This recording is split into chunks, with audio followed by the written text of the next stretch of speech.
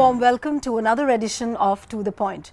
On the show this week, we have a personality whose ministry many say will propel Prime Minister Narendra Modi's flagship programs like Digital India, Startup India and Make in India, because basic science is at the core. I welcome Dr. Harsh Vardhan, Minister for Science and Technology, on To The Point. Thank you.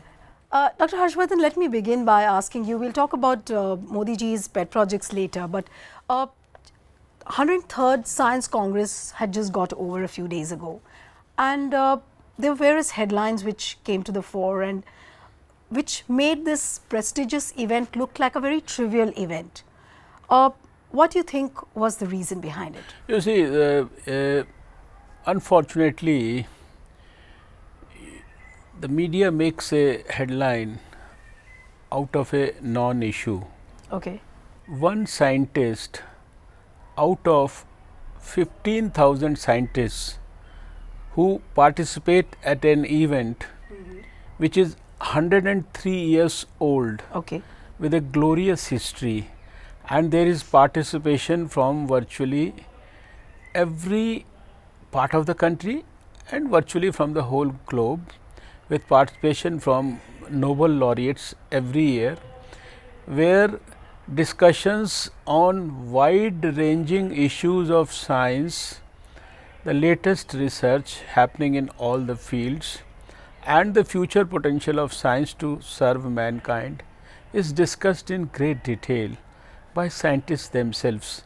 There, one person out of those 15,000 people calls that event, he gives a particular name to that event, which is, I think, most unfortunate. But Dr. Harsh Vardhan, when you mentioned that so many Nobel laureates and so many dignitaries, scientific luminaries had come and they were using this platform, you know, to enhance the scientific prowess of the country. But one of the Nobel laureates, Venkat Ramakrishnan, he made a telling statement that it looked like a circus. You see, that is the point that I am trying to make. That statement of one person out of 15,000 people, you are giving it such a big importance. I think such statements should have been ignored at best. There was no need to give them so much of hype. You see, it damages the cause so much that you cannot imagine. You see, after all, this is a body of scientists, it is not a government body. The government supports any academic activity happening in any field by whatever possible means it can, and that is how the government supports the Indian Science Congress Dr. Harsh also. Vardhan, what is the reason, like the scientists on record don't say anything much, but when you meet them in private, you know, they will say that there is a perception that the Modi government and the NDA government is trying to saffronize science in some way or the other. Do you think that there is any merit in this statement? I would call it as absolutely rubbish, and I am sorry I am using the word rubbish, because there is not even an iota of truth in this. What do you mean by saffronization? You see, science is not something where you can paint something by a particular brush, and to call everything as saffron is, I think, it's absolutely misplaced. It has nothing to do with the ground reality. If number one, the Modi government, or for that matter any government at the national level, even if it is a government of other party also, it does not decide the agenda of the Science Congress. It does not decide who are the scientists who are going to present the papers there. It does not decide the subjects of the right. But if this is Congress. the case, but sir, if this is the case, what you're saying, there was a chapter in which Lord Shiva was projected as an environmentalist and, you know, an environment pioneer, and but that chapter reached the presentation stage, but obviously it wasn't presented. You see, but what I am trying to say, that in science, or for that matter in every subject, there are, you can say, differences of opinion, there are controversies, there are claims, there are you can say people who will discard those claims, there are things which are written in history, there are things which are presented today, there are things which have to be researched in future. So, if somebody, some scientist is presenting something, how does it involve the government of that day in deciding the agenda of the particular Congress? So, this itself proves that people have a strong prejudice. They have to criticize the government in some way or the other, for some reason or the other. Otherwise, you see, if you look at the whole thing objectively, our scientific contributions to the world, they are supreme. You But go into the history, you right. will find No, there's no doubt in about every it. chapter, Right. we were on the top of the world. Right. Everyone has to accept Dr. it. Harsh Vardhan, And if you talk about this superiority and somebody says that it is saffronization, I think it's not proper to cast such aspersions on the intentions of the people who are talking about it. There is no doubt that India has had a major contribution as far as excellence in science and maths is concerned, be it Aryabhat or the geometrical designs of various buildings and various civilizations. India has contributed. Why is this perception being made? Would you blame the media, that the media is doing this, painting the brush? Of course, I will blame the media, because I remember at the 102nd Science Congress, I made references to the Pythagoras theorem, yeah. and my remarks about the antiquities of the Pythagoras theorem, they got so much of space in the media, and unfortunately the very relevant subjects, whether it was related to biotechnology or the climate change or many other fields of science, and the contributions of so many distinguished scientists and Nobel laureates who came to attend that conference, they were sort of ignored. So, I feel at this time, when I made my speech at the Indian Science Congress, I specifically said I am not going to talk about the superiority of Indian science in the past, because it will raise unnecessary debate in the media, because I wanted to focus on what the government is doing.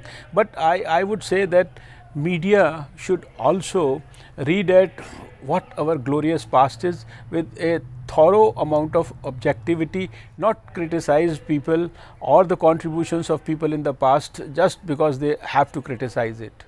Sir, you are a science and technology minister. You are basically going through everyday happenings of how the science policy is being made, how the implementation of various policy is done at all the levels.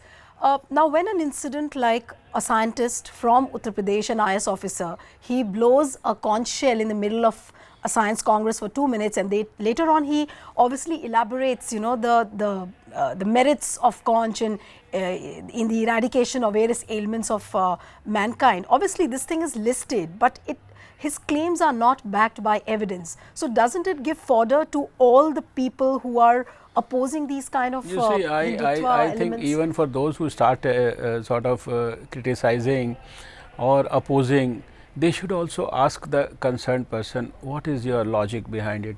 You see, if you ask me, just I am not saying what is the scientific aspect of it, or whatever is written or whatever he said, I don't know actually about it.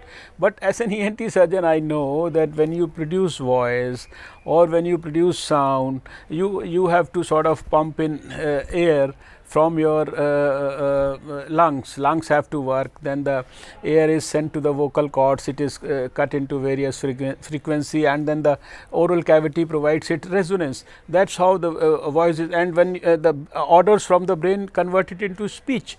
You see, if there is something in which for 2 minutes you are in fact using your lungs in that way, it is just like strengthening your lungs.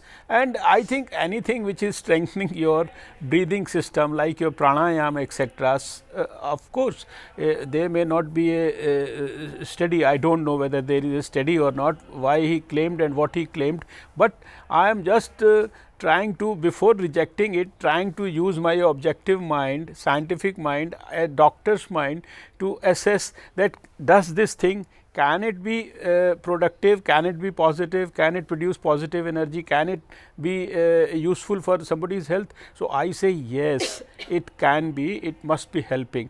Then so just somebody does something and you start criticizing, I think that is not fair. But there is a huge chunk of scientists who are, irrespective of whatever gains we have seen in the past 1.5 years, they say that somewhere down the line there is an unspoken feeling that science is being mixed with mythology. I'm not going into what happened in last year's again Science use the Congress. same word which I used in the beginning, because I have been now the minister of this department for over a year now. I have visited almost 80% of the science laboratories of the country, whether they belong to the CSIR or the biotechnology or the ocean sciences or the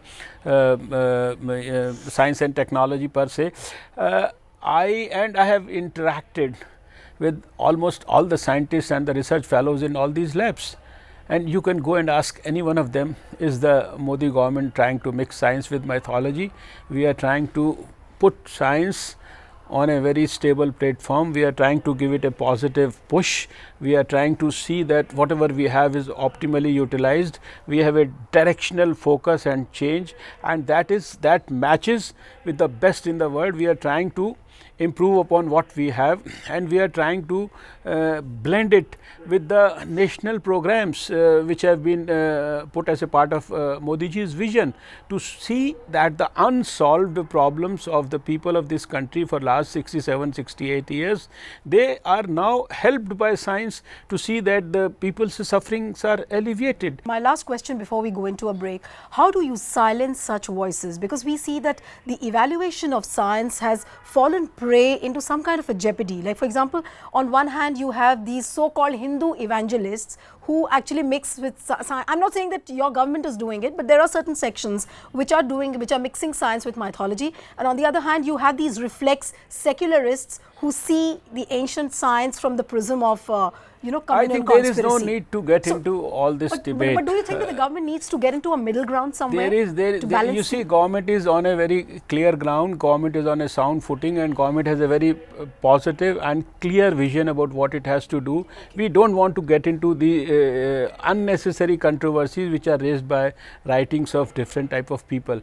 My focus is always positive, and I always look at things which I have to do, and I have to do it in a positive manner, and I always work on generating positive energy. So, which means that Venkat Ramakrishnan, when he makes a statement that Indian Science Congress has become a circus, you see some kind of political conspiracy in that. I would say I just don't want to even give an iota of attention to it. Okay, point taken. So, on this note, we take a break. On the other side, we talk about how public research will become self-sufficient in the country. Back in a moment. Welcome back. You're watching To The Point with Dr. Harsh Vardhan. Last year, your government spoke about self-sufficiency in the public research, especially the Council for Scientific and Industrial Research labs particularly.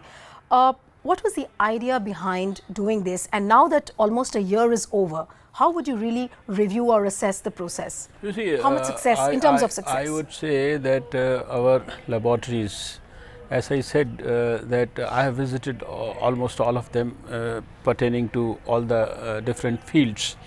And what has happened in the last 1 year, as much as I could do, was to see that number one, they are better coordinated, their focus is very clear. Okay. And now the things that are happening in various parts of the country, in various labs, we have now got them clubbed into different clusters, whether it's a physical cluster or a chemical cluster or a biology cluster or a strategic sector, etc., etc. Right. Now there is more of optimal utilization of the existing resources. That's number one. There is more of focus on what we need to do first. The principle of first things first, that is being applied so clearly and so transparently now. And now we are also making sure that the research is focused to strengthen all the programs of the Prime Minister, whether it is the Make in India or the Digital India, Swachh Bharat, and so many that he gave in the last 1 year. So, how are you integrating all these flagship programs with your department? Like, for example, Startup India, how do you link it with your department? You see, for example, for Startup India, if you look at our record for last 1 year, you will find that we have supported at least 500 startup projects in the biotechnology and the science and technology.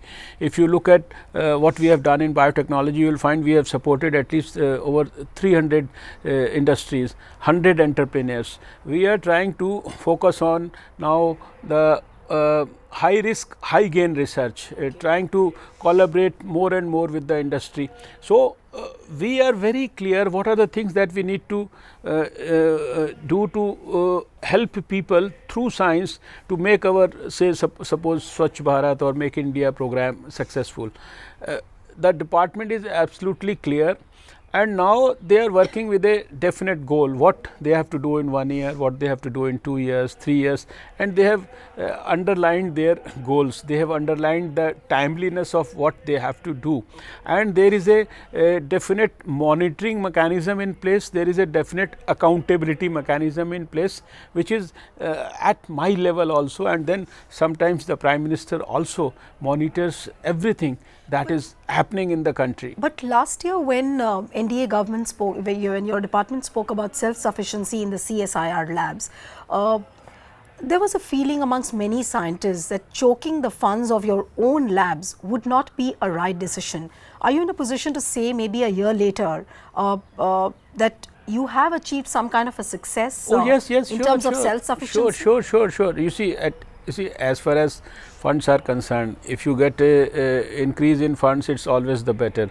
But then if you don't even get a cut, that is also equally good. So, that's what I said, that last you can say 1.5 years, I can say for sure that in science and technology we haven't had a cut at all.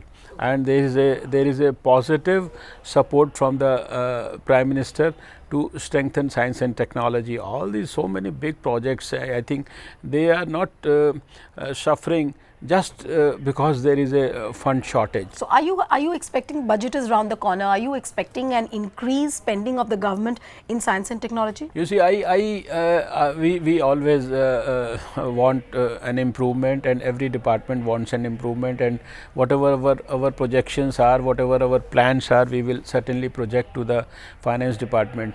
We also appreciate the limitations of the finance department in being able to take care of everybody's problems and issues, but now we have learned that even if you don't get the desired increase, you should be able to deliver the best, and that our scientists are doing it very ably.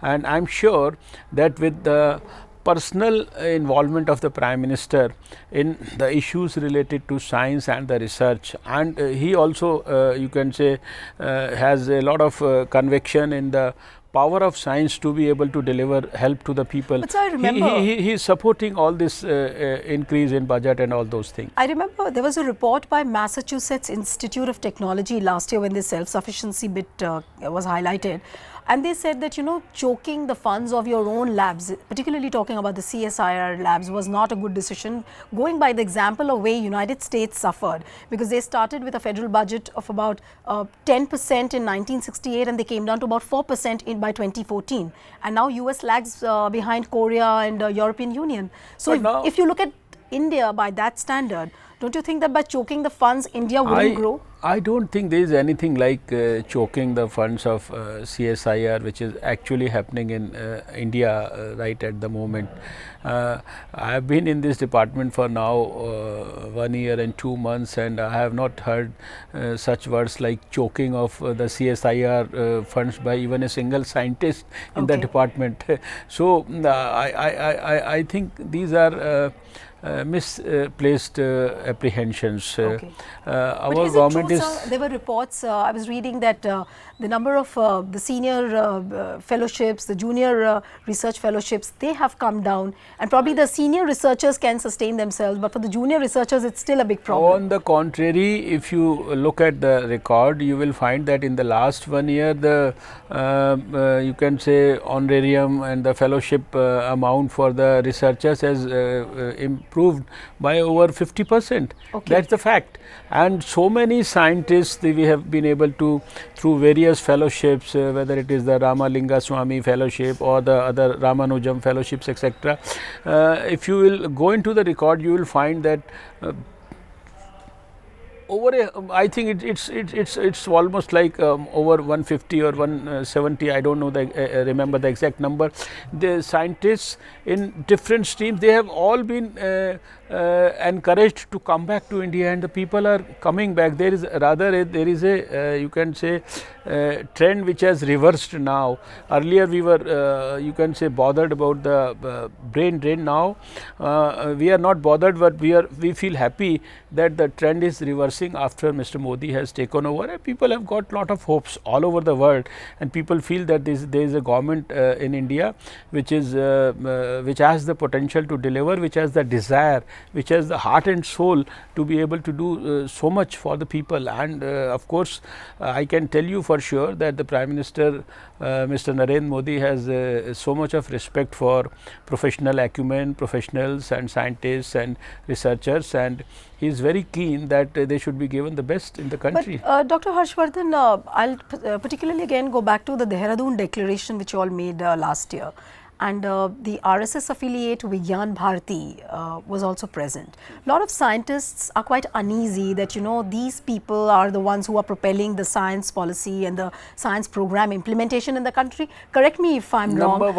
Number one, please understand, Vigyan Bharati, no doubt this is an organization which has got the top scientists of the country there, which of course gets an inspiration from the RSS, and like we also feel proud of our association with RSS for over 40 years now. Vigyan Bharati is an organization which has been doing so much for improvement of science and for the scientific professionals in this country selflessly, without any agenda. Their only agenda is national agenda, to see that we help the nation through science, number one. And when we invited these people to be part of these meetings, you go and ask the scientists, you will find that there was not even an iota of intervention from them. You see, they are like guides for us. And I quote a recent example. We organized the India International Science Festival in IIT in collaboration with Vigyan Bharati. For the first time in the country, there was a participation of 10,000 scientists, young and old. So they are basically a supporting arm for you, but not meddling in science policy making. I just want to tell everybody, remind everybody, and it was because of their involvement here that we got our name registered in the Guinness Book of World Record, where 2,000 students, they did that experiment together, and we broke the world record of the Irish students. So they are a group of very, very selfless, dedicated people who are only concerned about nation's welfare. I'm really running out of time, but I really wanted to ask you one question before we leave. You're also a Lok Sabha MP from Chandni Chowk, and I would like to know your reaction over Kejriwal's 15-day odd even formula which just panned out. There is a perception that it was successful. How would you rate? You see, I don't know about the perception, but the stories that I hear now about the air quality, most of these reports don't talk of improvement in the air quality. Okay. And personally, I feel, you see, if I had to do it, I would have, rather than imposing it like this, I would have used a couple of months to motivate people to use the pooling mechanism, and to impress upon them the importance of having less vehicles on the roads, etc., etc. Then to have led by examples, and to have motivated and inspired people, senior people in the society to lead by examples. Now Kejriwal is saying that he is going to come back with the same formula in an improved form. You see what, it is too early for me also to comment, but I can only say that wherever we have done it in any country, I try to study it in detail.